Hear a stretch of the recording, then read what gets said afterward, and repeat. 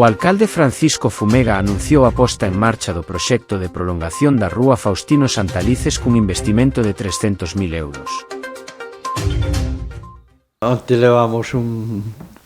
a xunta de goberno, pois o que é xa a modificación do PERI a área de reparto 15, bueno, que a finalidade de conquerir pois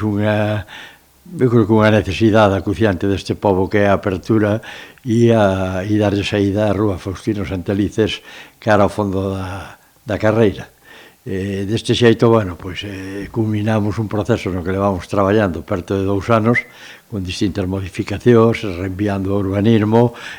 correxindo aspectos que nos mandaron correxir e, bueno, pois agora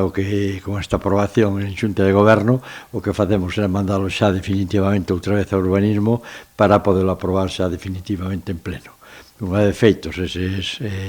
requisitos, pois comenzaremos xa co propio proceso de urbanización desta rúa. É unha rúa que